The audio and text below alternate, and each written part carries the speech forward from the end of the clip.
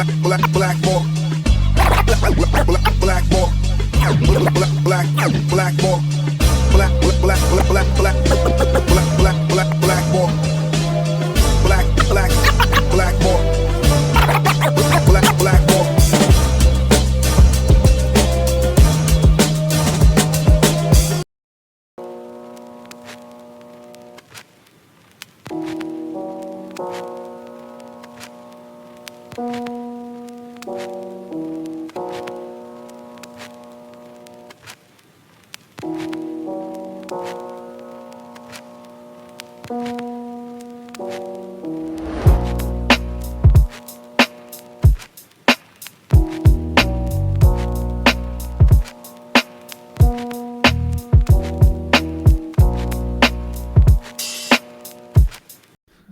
What is up, everybody? My name is James D. Fiore, and this is Blackballed.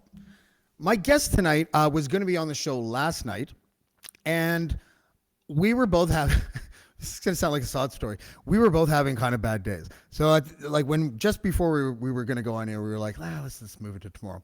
But then we had a good talk, not on air, for 5 minutes or so. And I remember the original reason why I wanted to have him on.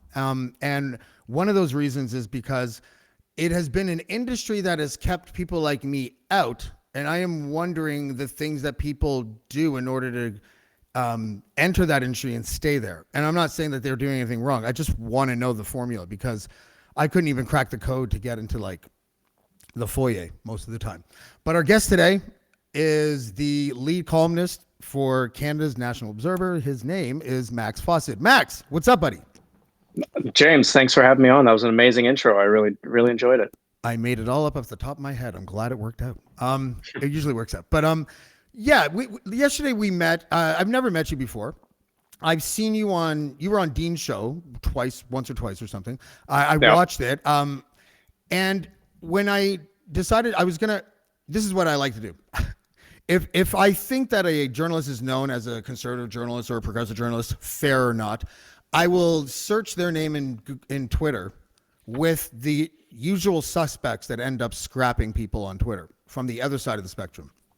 And I didn't think I would nail it with you, but like there was all these like things that I didn't know about that came out.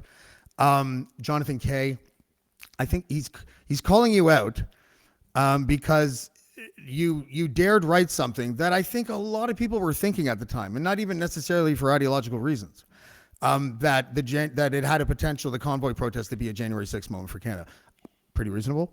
Jonathan Kay, been a guest of mine many times. I like Jonathan. One thing I like about Jonathan is how snarky he is on Twitter. He's really good at it. But I look at this tweet. You said columnist your publication said columnist Max Fawcett wonders if the anti-vaxxer truck convoy heading for Ottawa will be Canada's own January 6th moment. And Jonathan's like, yes. And he points down, so much thisness.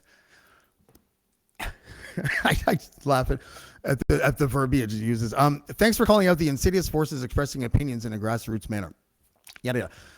I thought that you guys were talking past each other and stuff like this. But what I really want to know is, does it ever feel like you are wearing like team colors and there is an enemy out there wearing enemy colors? And why is it like that in journalism now? I know it's a broad question, but. I mean, it does. And, I think in some respects, it's kind of always been this way. I'm sitting in my late father's office. I'm in Toronto right now to sort of do the unpleasant business of helping wrap up a very big life that he had. And I remember one of the things he told me growing up is that intellectual life, being a writer, something I always wanted to be, is gang warfare. And you need to find your gang, and you need to take care of them, and you need to look for the other side. And he came at this from like being a Marxist Leninist in the 60s and being a poet, and poetry is actually, I know it's hard to believe, but it's actually a very like vicious sort of intramural thing. And so I guess I've always sort of approached my punditry and my columns from that perspective, that there are sides and you do need to sort of watch out for the other side. On the other hand, I do find that I will occasionally do heresy because I don't like the idea of being predictable. I don't like the idea that people can expect a take just on what the issue is. And so, and this is full credit to the Observer for letting me do this, I'll poke at some of their more sort of left-wing environmental columnists. We'll disagree about how to tackle climate change. We'll disagree about a whole bunch of things, because I think if you become predictable as a writer and you become boring, you cease to have value as an intellectual product. So, yeah, there are sides. Yeah, John Kay and I are generally on the opposite side of things from each other, but I'm not opposed to agreeing with him. If he stops being a jackass and actually says something correct, then I'll agree with him. It's not personal, right? But and we were talking about this off the air the other day, that it's sort of like the saddest battle rap in the world. Journalists tweeting at each other and doing this kind of stuff. But I think it, as long as it stays within certain parameters, certain boundaries, doesn't get personal, it doesn't get nasty and all the rest of it, I think there's a certain sport to it. And I think that's why. Imagine the intros to the battle rapper journalist representing Greektown. He's a ultimate Frisbee aficionado, Jonathan Kay. Like, it's just total battle rapper persona. Totally. The reason why, one of the main reasons why I asked that is that like 12 years ago, I was noticing the sort of, and everything has like a buzzword search engine optimization rebuttal thing in everyone's brain when they hear it. So don't take it like that, this list. But this list will include things like 12 years ago, I was talking about political correctness, but not like in a way that was like, fuck this political correctness. It just was there. And I noticed it. And I wasn't politically correct. And I thought I was a progressive at the time. And I realized that I don't want to put myself in any boxes, because I think most of us are this person in the middle, that if the more aware we are, sometimes that will lead us to one side or the other. But the ones that are just going through their lives, raising kids and working, we don't seem to be ideological, because we're like, I don't know, maybe the other team has good ideas sometimes, right? Is the way that the media is set up to make a profit, how hard is it to like not be that way? Because your audience wants to see the things that they believe in most of the time. I can't think of very many publications in Canada that have like, not an Ezra Levant right wing, but like, from like mid-right to mid-left, I don't see it. You get these token articles in the National Post that sort of come at it from the left, or these token articles in the Star that come at it from the right. But is that a good thing or a bad thing for the landscape? I guess my question is. It's terrible. It's awful. I think it explains why there is so much polarization these days. It explains why, our politics seem to be getting uglier and uglier, and why we don't seem to be able to disagree with people without sort of hating them. It's, the media ecosystem, and look, it's fed by social media. It's fed by the algorithms at Facebook and Twitter and everything else. It encourages noisy disagreement. It does not reward sort of nuanced takes and sort of giving credit where credit is due. I do think that, and this is sort of more of a political take than a journalism take, but I think there would be a lot of appetite for a politician who was willing to give credit to their opponents when they did something right. And I don't think we have any of those in Canada right now, where they said, let's take Rachel Notley as an example in Alberta. If she came along and said, I don't like a lot of what Jason Kenney says, but hey, on point X, he's absolutely correct, right? And vice versa. He did the same thing. And I think they would get a lot of rope, a lot of mileage from not just their voters, but from everyone, if they were more willing to show grace and humility when it comes to their opponents. And I think to some extent the same is true with the media, but there's no question that the things that tend to do the best on the algorithms are the things that make people the angriest, the things that poke the part of the reptile part of our brain that is fight or flight, right? The stuff that is sort of calm and well argued, like, it just doesn't tend to blow up, right? In the same way. It has to be a big risk. I always thought, and I could be totally wrong about this, but I imagined it, and my imagination seems pretty sound, so I'll just go with it. Where Andrew Scheer was in the airport during the election when the blackface photos came out, and he did sort of a typical, it was kind of not really noteworthy stuff about like, well, I think the Prime Minister has a lot to answer for, It was just boilerplate stuff. And I thought he missed an opportunity. what I thought he should have done is said, look, we've all seen the pictures. They're controversial. Obviously, we don't condone it. But maybe we should stop and think for a second. Just because we don't condone it doesn't mean that we have to cancel Justin Trudeau or demand his resignation. He made a mistake a long time ago. We don't think that people should be punished for mistakes they made so many years ago. He should address it and apologize, and let's move on. I thought that would have been super powerful. And a lot of political consultants that I know, at least via social media, contacted me because they heard me say that on this other show, and they were like, yeah, that would never happen. He wouldn't be allowed to say that. And I'm like, well, isn't that the problem? And she's like, well, the math would come out. She literally said the math would come out and it would be too risky.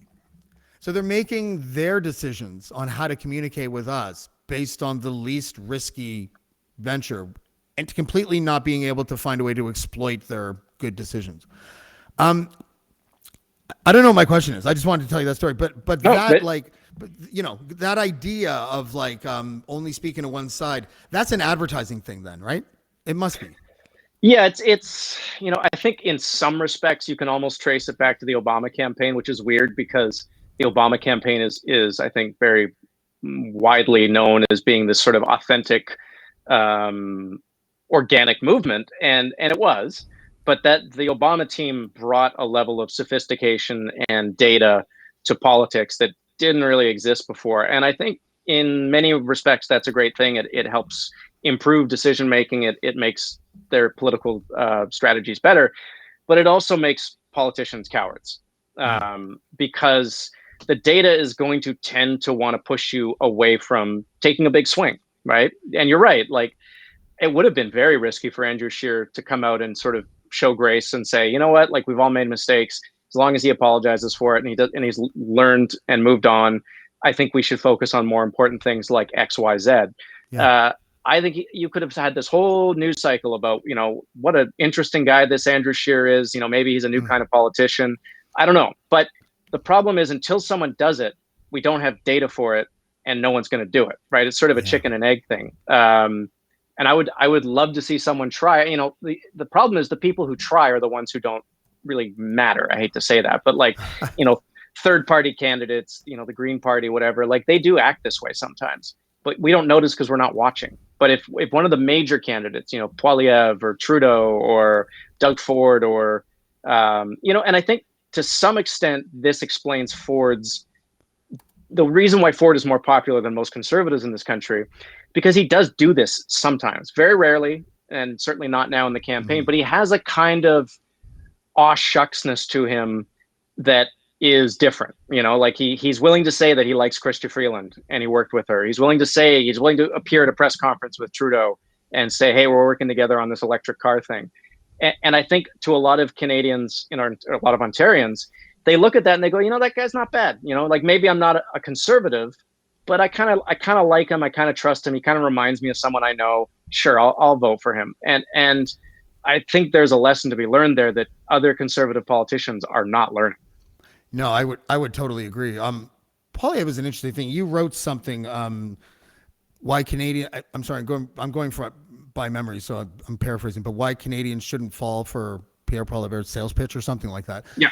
And 100%. I thought it was exactly right. He's so interesting to me because if you're part of Harper's cabinet, you were trying your best to muzzle the exact same people that he's courting right now, which leaves to me, and I think you mentioned in your piece, just sort of like an inauthenticity. I think you compared him to an infomercial host or something like that, and I would totally agree. And plus he's trying to look all serious these days. Like this is come on, we know you're not that, right? For those listening, it's a picture of Milhouse, but. In a leather jacket. Yeah, in a leather jacket. That's right. But the thing is that the conservatives who are known for, in my opinion, courting the batshit wing of their party during the leadership race and then basically abandoning them during the election and as they move to the center because they don't want to alienate centrists and progressives. I don't think he's going to do that this time. I think he's all in. I think that he's going to be the first conservative leader in a very long time to just be like, I'm just going to talk to the same people. It worked for Trump. Let's just see what happens. what if it works? What are the policies that are going to come out? Because if he's not authentic, wouldn't that sort of speak to this idea that maybe his policies would be more moderate? Is there a silver lining there?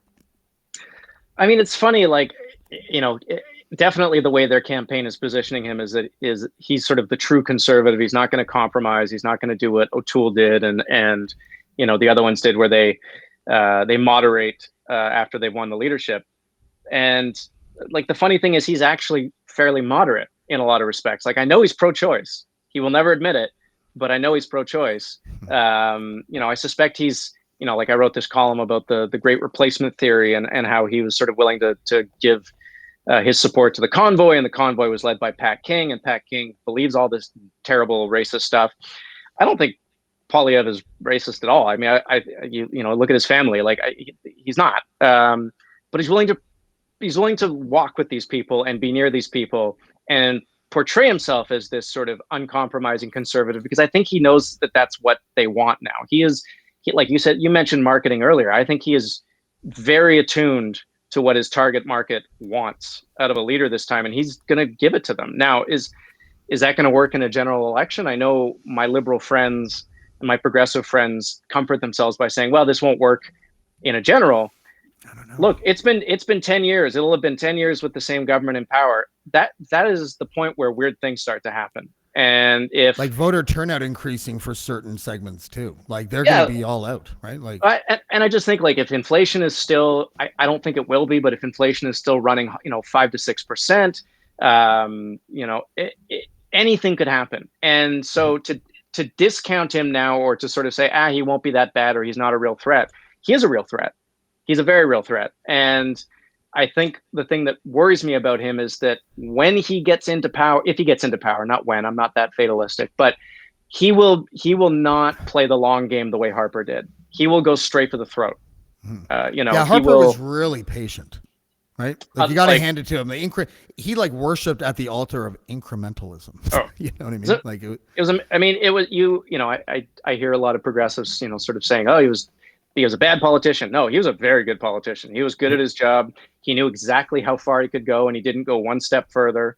I don't think Poilievre is going to show that sort of discipline. I think he'll go full speed right out of the gate. And there's a lot of things that he can do, having watched Donald Trump bust norms, you know, kind of put his finger up against sort of conventional wisdom. And I think not that he's going to be a Trumpist, you know, in exactly the same way, but he will do Trumpist things here to our institutions. You know, you look at the Supreme Court, which is mostly apolitical at this point. Most people don't even know who's on the Supreme Court.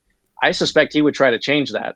And that's all just it's very dangerous. So I think my message to people who are watching him is take him seriously. Yeah. Yeah. No, I 100% agree. I think that we're just in that, you know, we're in that Twilight Zone era where a rodeo clown was just president of the United States. And it's like, you know, Pierre Poilievre is very normal next to Donald Trump in a lot of ways. But there's something to be said. Like I interviewed Max Bernier, and I tried to explain to him that, you know, I don't go all out on the Max Bernier's racist thing. And I certainly don't rest all my laurels on his immigration policy. But because I find it interesting that there's only one reason why you would ever cut immigration, and that's racism. And I just don't think that that's necessarily true. But I did tell him, I'm like, you do have the unfortunate task of juggling the fact that your policy might not be racist, but racists love your policy the best. Right. And how do you juggle? And it's only because it's the lowest. Like, you know, it's just, you know, but it's interesting because do you publicly say, I'm not even pursuing the votes of the people that have questionable ethics and morals? Or do you quietly hope to get them, but will never enact the policies? Like it's really a gray area when it comes to ethics, when you're courting voters of any kind, you know, because this is sort of the eternal conservative dilemma right now is do they cut off the 5% of their base that is pretty openly racist, sexist, you know, don't believe in climate change, all 9 yards, to go after 10% that is towards the middle? Or do they focus on winning back that 5% that is now bleeding off to the PPC and other far right parties? And I mean, as a centrist, my advice to them would be to cut out the cancer and focus on the healthy part of their political sort of body. But it's a very big risk for them to take. And, they saw O'Toole try to do it and fail. And so I think this time around, if Poilievre wins, he's going to go the other way. He's not going to try to be a centrist, I don't think. No, I think I would agree. I think he thinks the longevity, and a lot of politicians feel this way, the longevity is in that, ultra Christian. To be honest, I don't know what they believe. Like it feels like there's a really you said it. We're living in strange times. The odd thing about the convoy is that, and the odd thing about the People's Party for that matter, is that I know progressives that are really progressive who voted the PPC last time, and I was like, why? And they're all one issue voters, and they're either free speech, which I don't mind because I know it's a left wing darling issue that started in Berkeley and not Tennessee or whatever the fuck, right? I don't understand what happened to that whole thing, except people hear keywords and they make decisions. But it's one of those things that, like, I have this idea that that we're going to see an election in the next 2-3 elections that are it's just going to be like the pollsters all got it wrong, but in a big way, like Greens have the opposition or something, because I don't know how to predict how society is going to adjust itself in the midst of the most fluid time we've ever lived in. And I don't know where those pieces fall. I'm pontificating a little bit too much here, but I wanted to segue to something, because you worked for, I'm not slamming this, but I think you worked for a Liberal MP, was it? Yeah, Dennis Mills. Did you ever have to deal with any blowback of like, you're a biased guy, like, you're in the tank? And how understandable is it that someone might have that idea just about a person, not about you personally?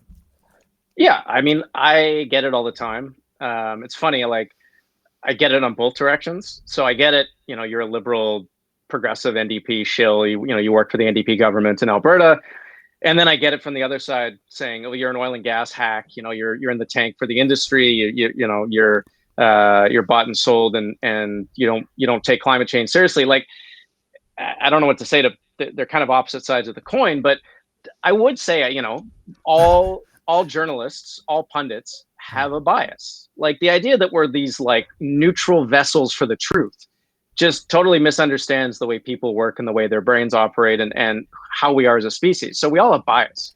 I think the important thing as a pundit or as a journalist is to disclose your bias, right? Is to tell people where you come from. So I don't hide the fact that I worked for a Liberal on Parliament Hill. I don't hide the fact that I worked for the NDP in Alberta. I don't hide the fact that I was the editor of an oil and gas magazine, because those are all things that I did and I'm proud of. I think understanding a journalist's perspective can inform their take a little bit. But honestly, that's the least effective way to troll me, is to go into my email and say, oh, you're biased. Because, okay, yeah, sure. I would have been like, I'm a writer in Canada. Of course I needed a job. Yeah. Well, I mean, my favorite thing is when they sort of posit that there's like that journalists are on the take and they're getting rich off of their work. And it's like, have you ever met a journalist? Like, they don't get rich in this country. You ever look closely at their shoes? Yeah, exactly. Like, ask your waiter. They're probably a journalist. So we were talking off air about that. Like, and I was hoping that we could connect on the fact that I've had millions and millions of the craziest, stupidest jobs ever. And you're like, oh, restaurant. And then I pretty much made it.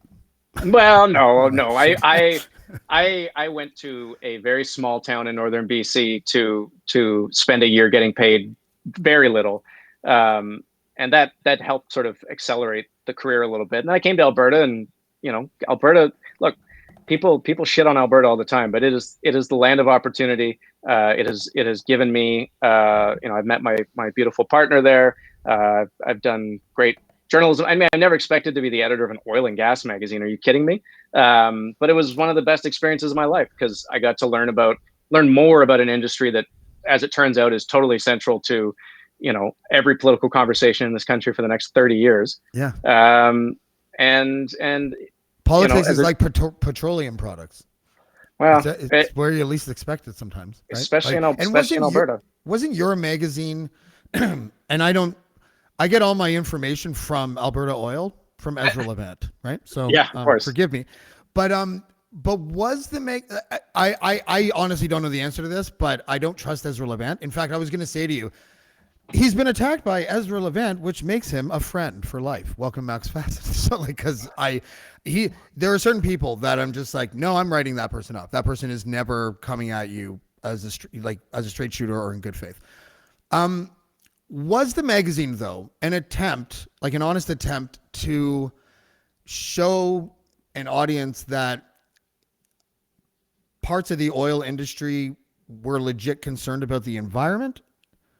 Is that like, was that the balancing act that they were trying to achieve? I commend it if that's what they were trying. Yeah. So I'll give you a little bit of background here quickly. And it's funny, my dad, he was not, thrifty with praise, but it took a lot to get I'm proud of you out of him.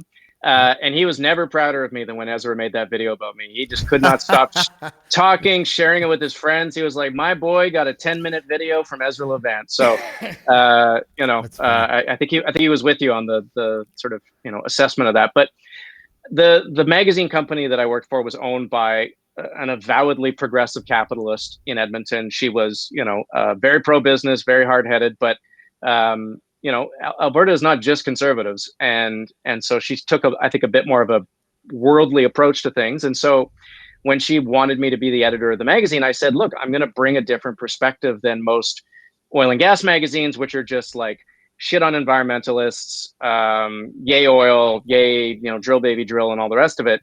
I wanted to sort of give the readers a bigger picture of what was happening to their world. And, I don't want to toot my own horn, but in retrospect, like, we were way ahead of the curve, because we were telling them that you got to get serious about climate change. You got to get serious about, the role that financial actors are going to play in your business in terms of reducing emissions.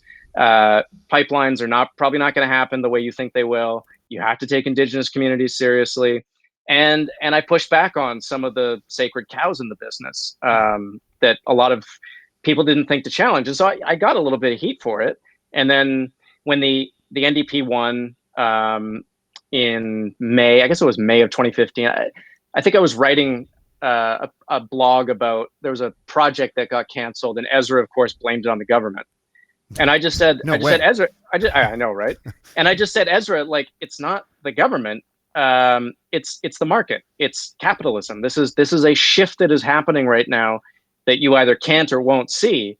But the readers need to know that this is not just about, evil socialists or evil liberals. This is about a transition. And sure enough, the last 6 years have kind of proven me right on that front. It really isn't about who's in government. It's about what's happening globally. So, I always used to hear Stephen Harper or a member of his cabinet or whoever make that point to defend themselves against a lowering cost per barrel or whatever it was.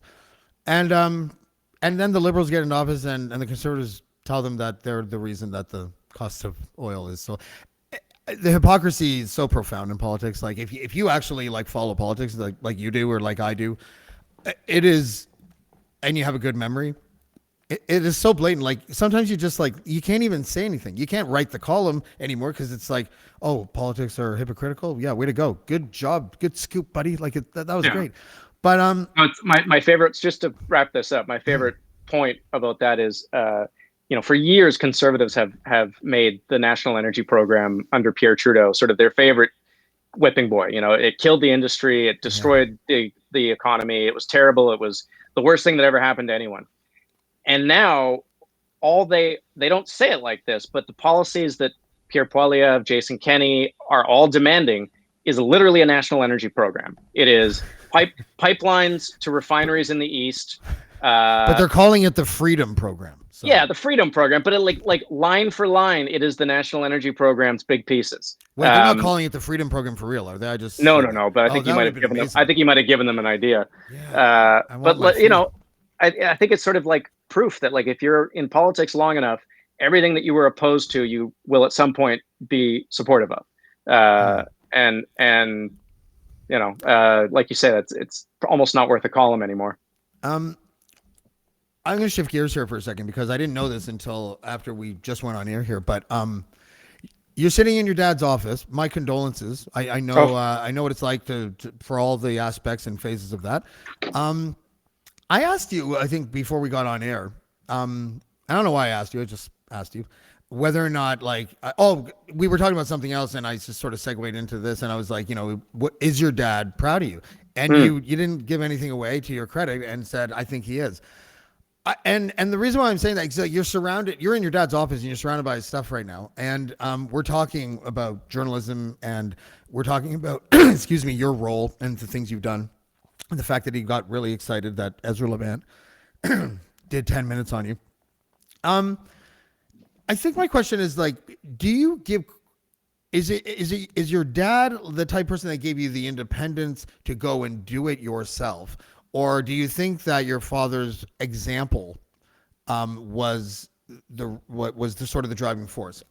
I don't know why I'm asking that. I think that there's something there though. I don't know.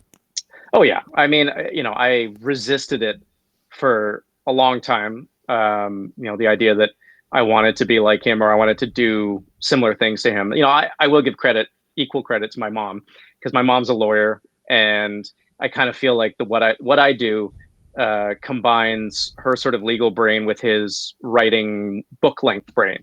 But he was a role model in terms of living your life with integrity and saying the things that you want to say, and that was always one of the things that he valued very, very dearly. Was no one's going to tell him what to say, and no one's going to pay him money or give him a job where he can't say what he wants to say. And he gave up a lot of opportunities for that.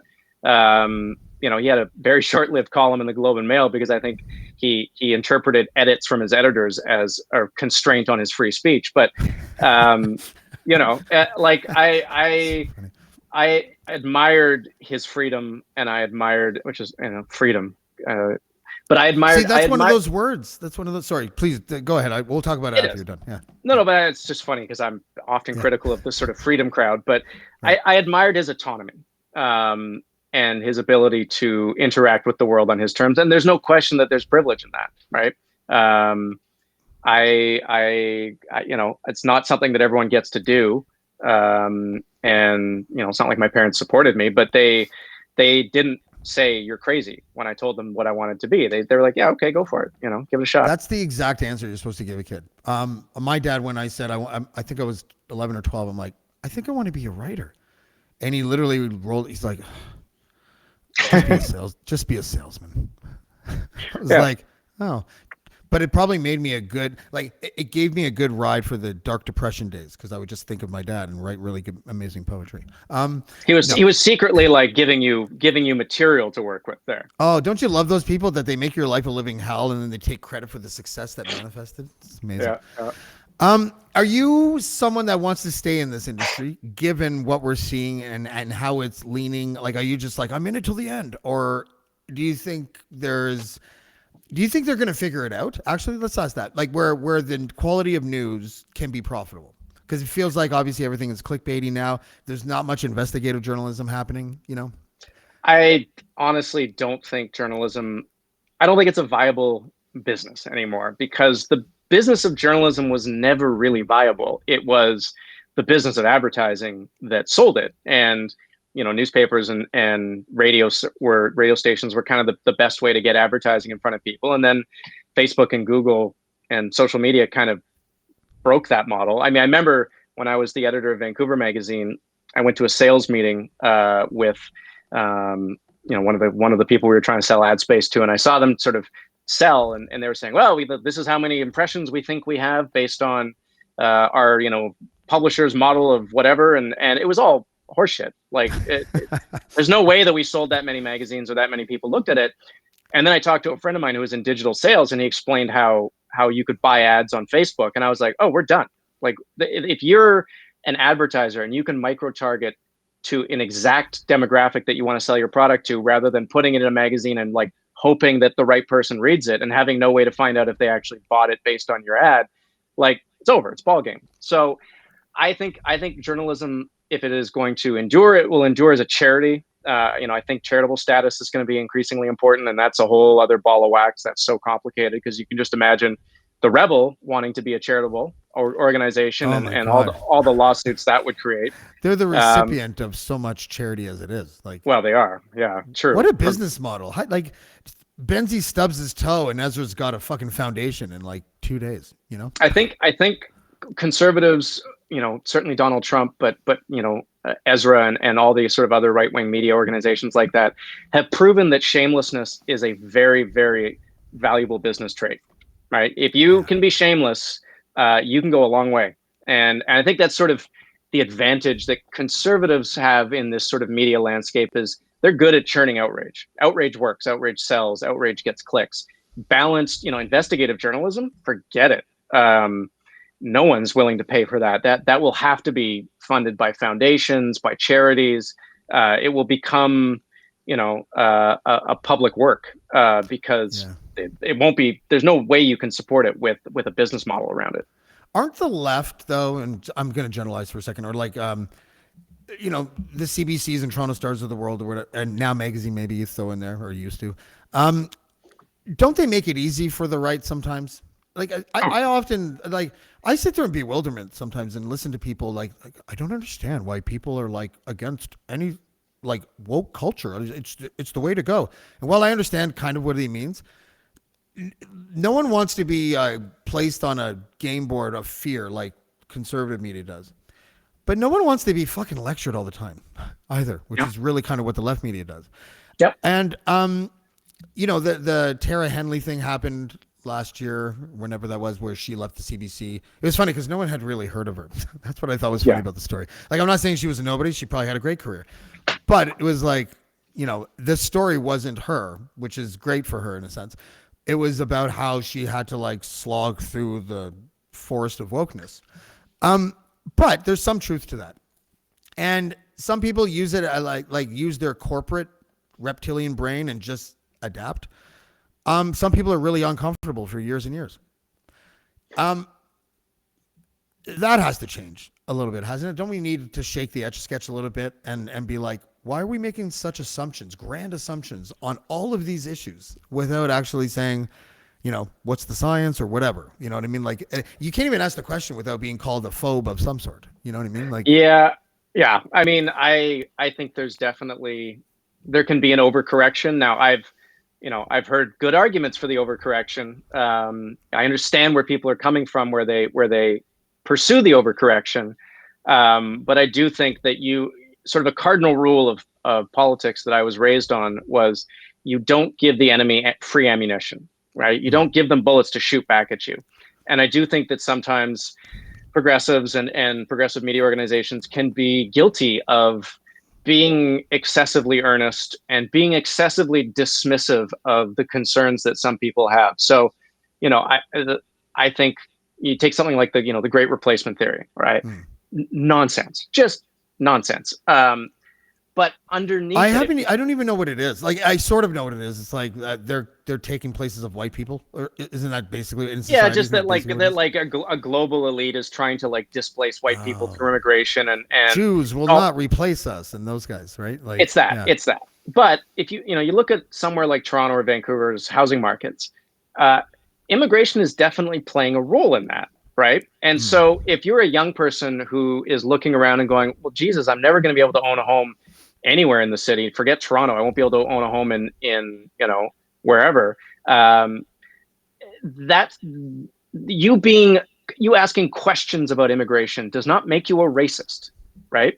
And people calling you a racist for asking those questions is just going to push you further away. And so I think, as a project for progressives, they should at all times and wherever possible try to bring people in, right? Try to understand where they're coming from if possible, and try to bring them back towards them rather than saying, you go over here into this corner, you're undesirable, you're a write-off as a person. Because I think when you start writing off 40% of the population, that starts to get very, very precarious politically. You look at the NDP in Ontario right now, getting their asses handed to them. Why is this happening? Because no one knows what the NDP stands for anymore, right? Andrea Horwath, that's what's happening. They can't relate to the working class the way they used to, because in some respects it feels like they're more interested in telling the working class that their views are incorrect than fighting for their rights and fighting for improving their living conditions. And so, I think progressives kind of have to do a bit of soul searching on that front.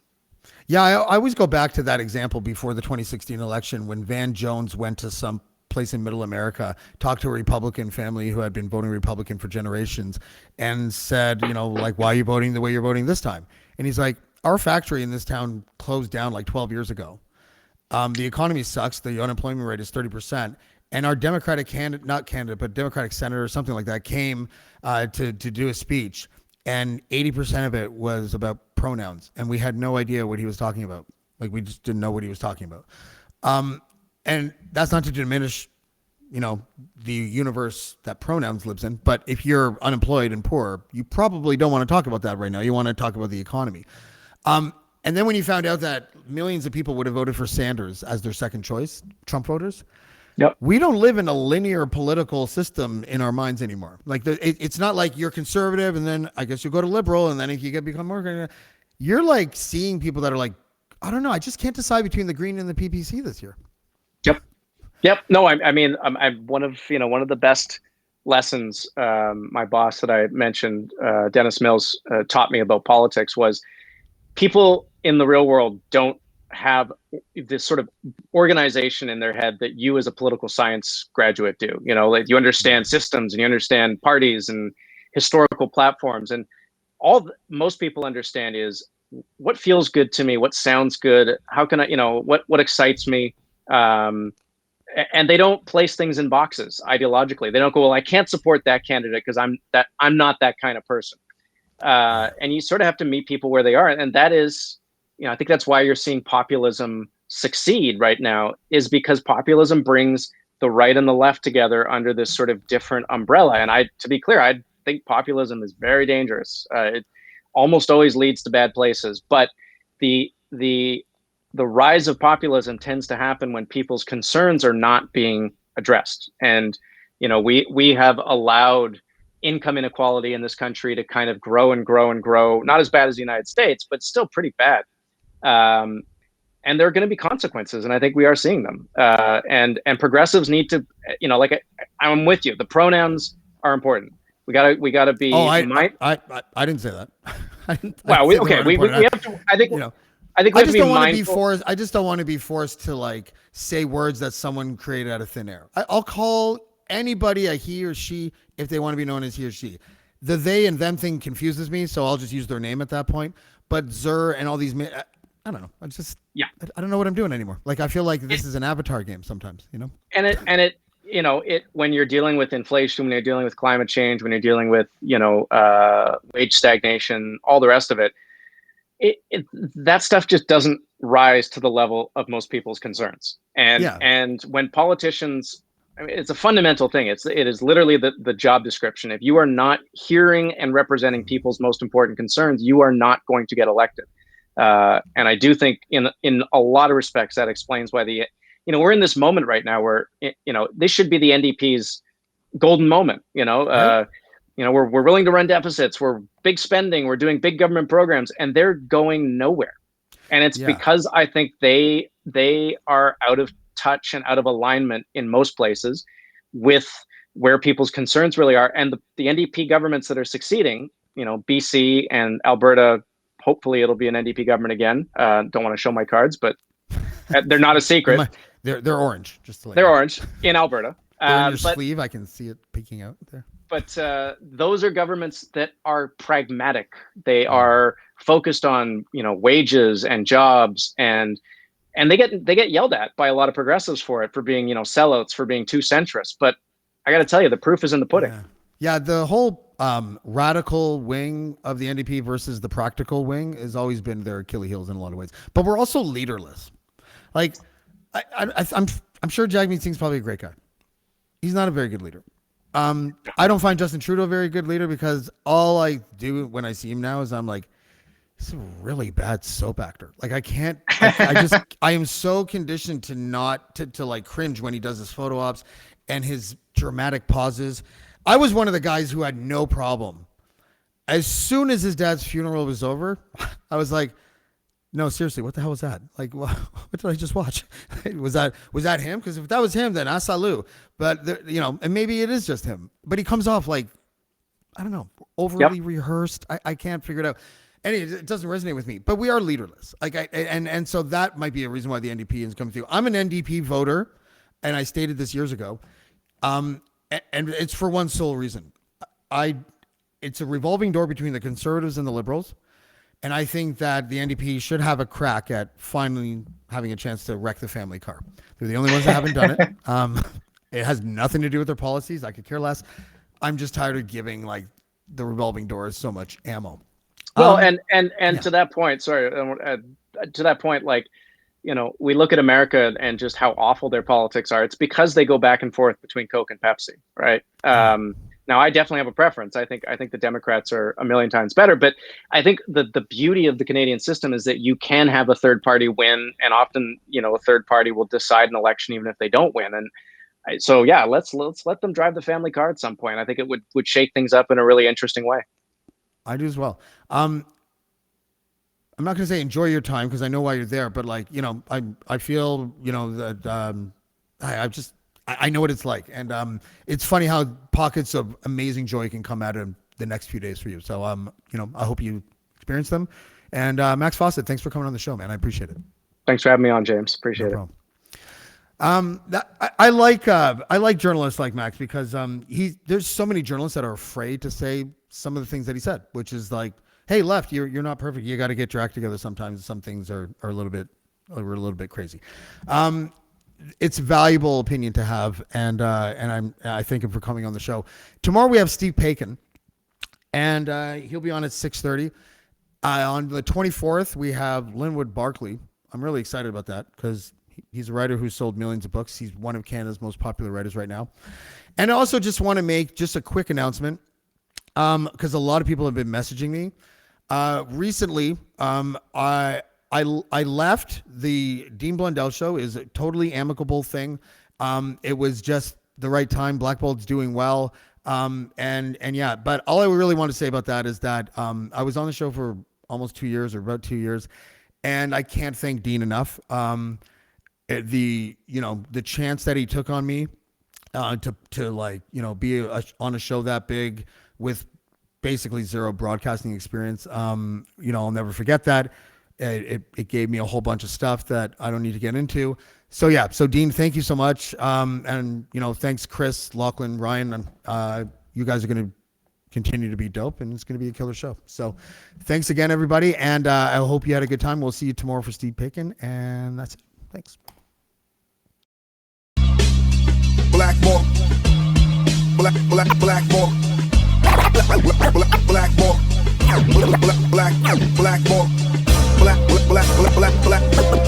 Black.